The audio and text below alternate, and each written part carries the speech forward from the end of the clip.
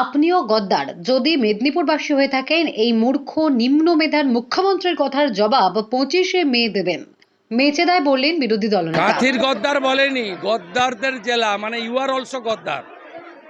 আপনার বাড়ি তো মেদিনীপুরে, মহিষাদলে জন্মেছেন, হলদিয়ায় থাকেন, আপনাকেও গদ্দার বলেছে। ওনার ভাষাটা শুনবেন, গদ্দারদের জেলা, মানে উই অল আর গদ্দার। জবাব হবে মমতা ব্যানার্জি 25শে মে।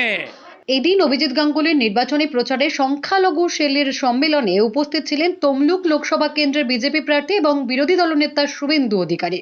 সভা শেষে তিনি বলেন, বেঙ্গালুরু বিস্ফোরণ কাণ্ডে জঙ্গিদের গ্রেপ্তার করা হয়েছিল দীঘার হোটেল থেকে। সেই প্রসঙ্গে মুখ্যমন্ত্রীর কথার প্রত্যুত্তর দিলেন শুভেন্দু। এটা বীরেন শাসমলের জেলা, মাতঙ্গিনী হাজরার জেলা, বিদ্যাসাগরের জেলা, সতীশবাবু, সুশীলবাবু, অজয়বাবুর জেলা। আপনি এই জেলাকে গদ্দার বলতে পারেন না। এখানকার নন্দীগ্রামে 41 জন লোক মরেছিল বলে আপনি মুখ্যমন্ত্রী, দিদি থেকে দিদিমা হয়ে যেতেন।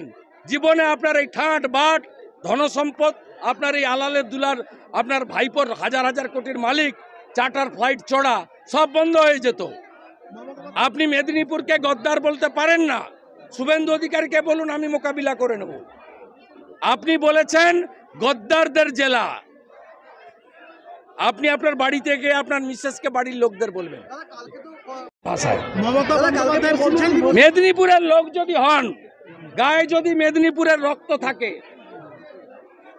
যদি রক্ত থাকে, 25শে মে আজকের এই অর্বাচীনের মতো এই মূর্খ মুখ্যমন্ত্রী নিম্ন মেধার, তার কথার উত্তর ইভিএমে দেবে। বিরোধী দলনেতা বললেন, শুধু আমাকে গদ্দার বলা হয়নি, সেই সাথে প্রশ্নকারী সাংবাদিককেই গদ্দার বলে বসলেন।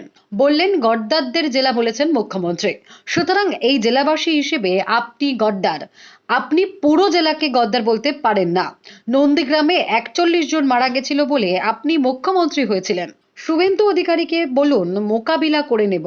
গায়ে যদি মেদিনীপুরের রক্ত থাকে, এই মূর্খ নিম্ন মেধার মুখ্যমন্ত্রীর জবাব 25শে মে দেবেন।